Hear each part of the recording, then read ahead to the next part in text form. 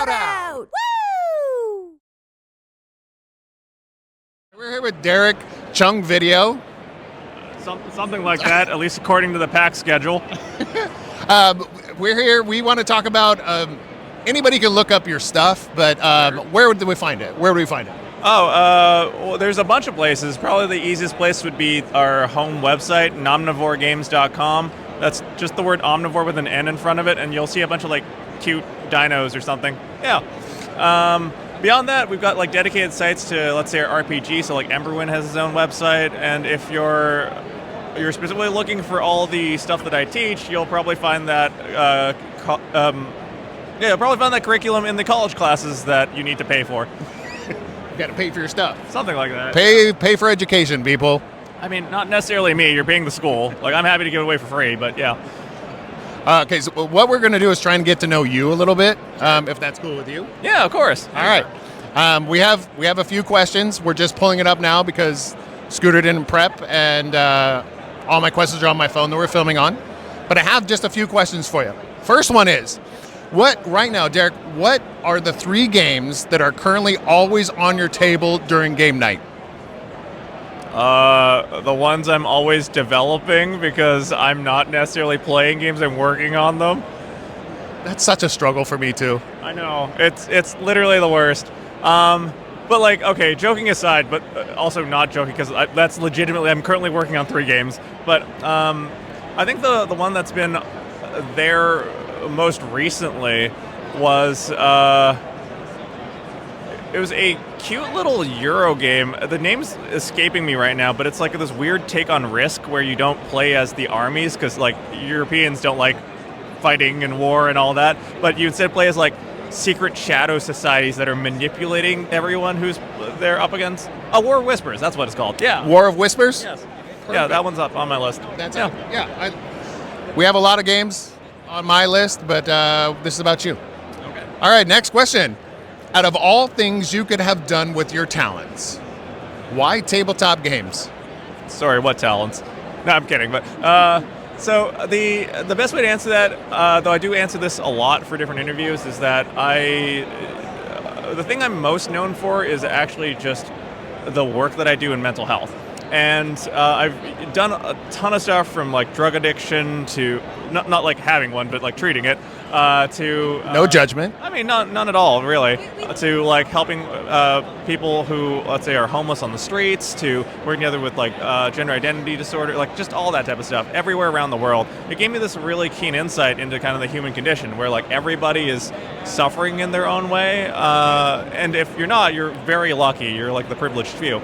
But unfortunately, we do an absolutely terrible job of actually taking care of anybody, especially, here in the good old North America where everything's about the dollar, right? So that unfortunately also affects how we distribute mental health care to people. Right. And, like, how are you supposed to get access to it? And even if you do get access to it, are you matched with like a good therapist or not? Not necessarily, right? So that got me thinking, like, how can I make therapy more available to everybody? And my goal in life has always been to democratize kind of mental health care. And I thought, what better way than through games? And not only did I want to do it through games, I then realized, wait a minute, but like if games are a great way of, working myself out of a job, right? Like ultimately as a therapist, I never want to see you again. I want you to, and that's not because I hate you, it's because I want you to be well enough to have a support group of friends and family. The tools. Yeah, exactly. And games are great for helping you establish those things. I realized games themselves are actually not all that accessible to people. So I had to come up with all these weird ways of making them do that, which is why like I'm now known for all the neurodivergent accessibility and physical disability stuff that I do with games. You seem like the guy now when we come to, especially PAX Unplugged, you're like the guy to talk to when it comes to those kind of things. I mean, I appreciate the vote of confidence. I don't think I am the guy, and I would very much like to not be the guy. I literally go around telling everybody, like, the stuff I'm doing is not all that crazy or unique. Like, please just start doing it in your games, because every game should be accessible, not just the stuff I'm working on. So true. Oh, so true. Okay, now we're getting a little bit more fun.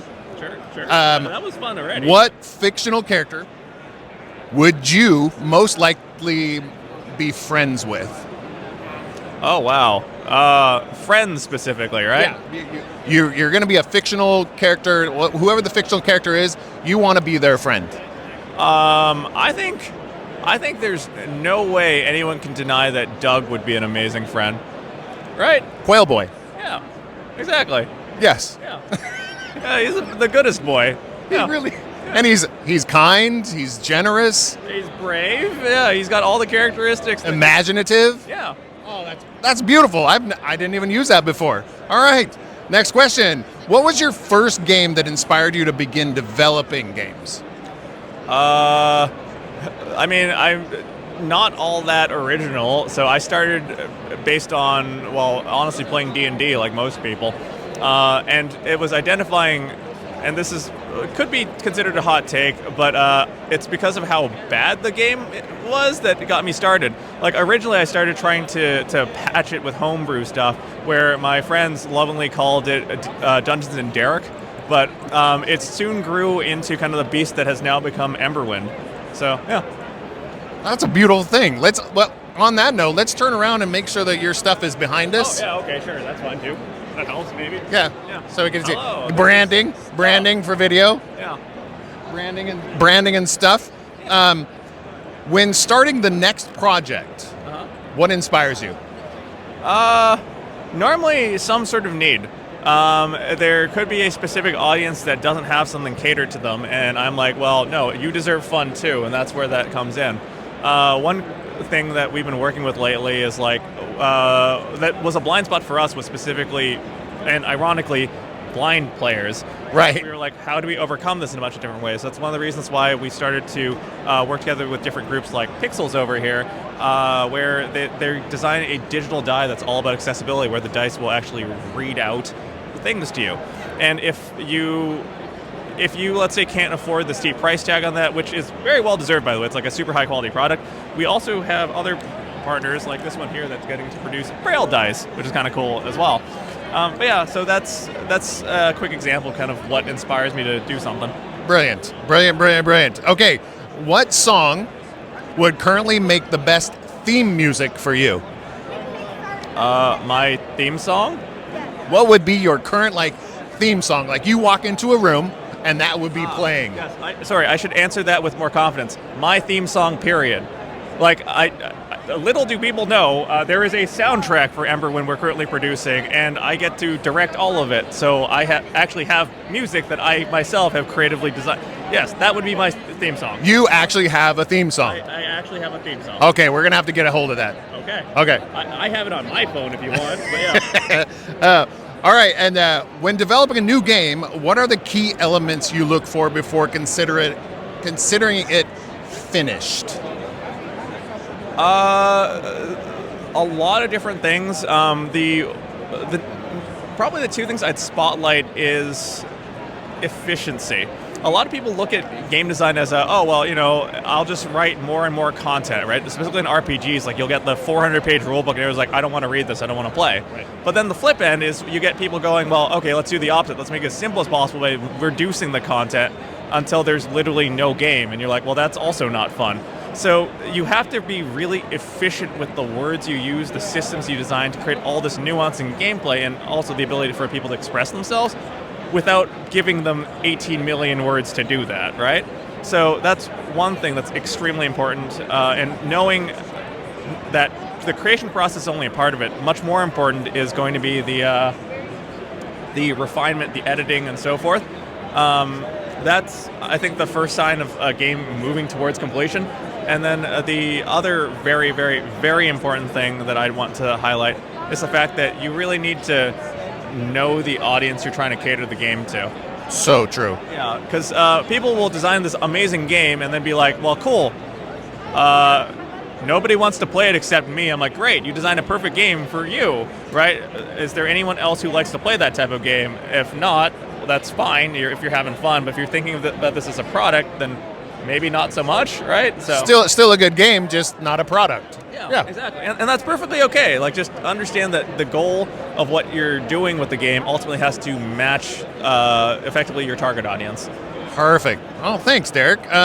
So here the next one. If your current team made up a human body, what part of the body would you be and why? Obviously the booty. No, but Jokes aside, Is that part of your theme song also? I wish. No. Well, maybe. Eventually. I might have another theme song written just about that.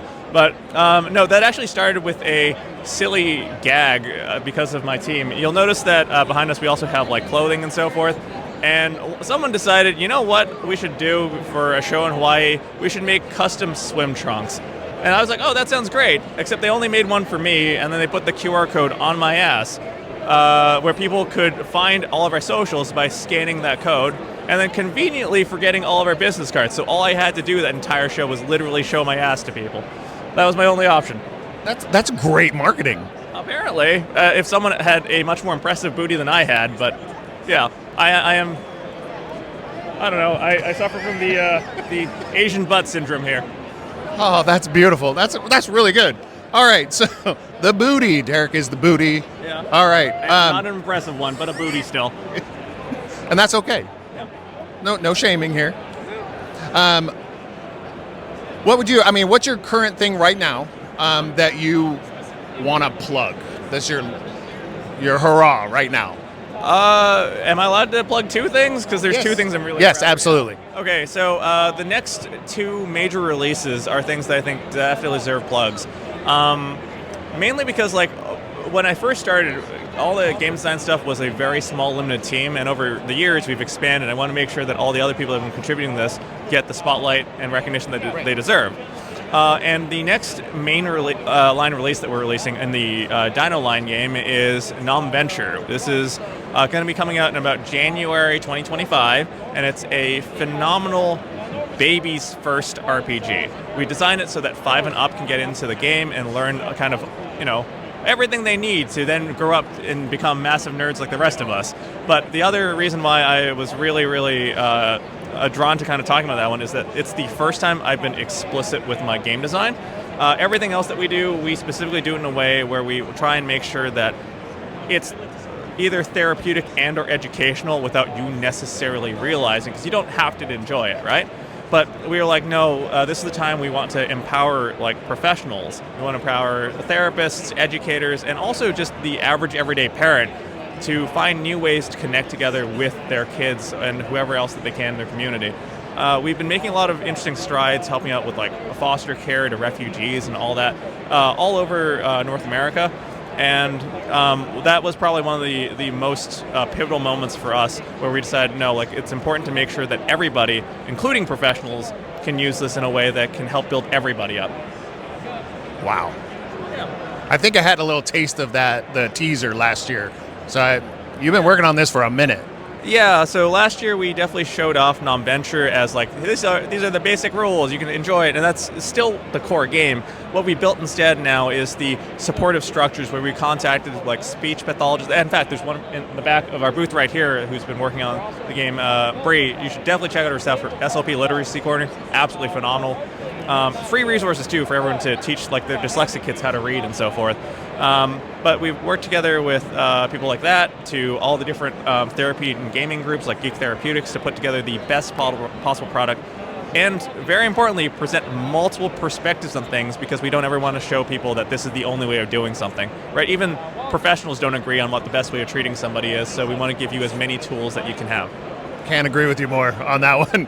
We have one last question for you, though. Sure, yeah. The last question is, what's your current favorite joke?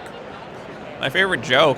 Your current favorite joke? Well, that actually has to come from the fact that I recently became a college professor, and people are like, oh, well, what should we call you, right? Like, your first name's Derek, your last name's not Video, but Chung. Oh, I know, how about we call you the Big Chungus? And now I can't get away from that. So your current good joke is the Big Chung with a QR code on your booty. Something like that, yeah. I guess. I feel like I'm the joke at that point. But hey, you know what? It is the biggest one I've got right now. That's beautiful. Thank you so much. Again, we'll have all the socials of yours and all the websites and everything attached to this video. Thanks, Derek. It's a pleasure to see you again. I get to see you like once a year. I know. I mean, we can do it more often than that if you want, but like at least for drinks, something. We'll do drinks, for sure. Okay. Thank you so much.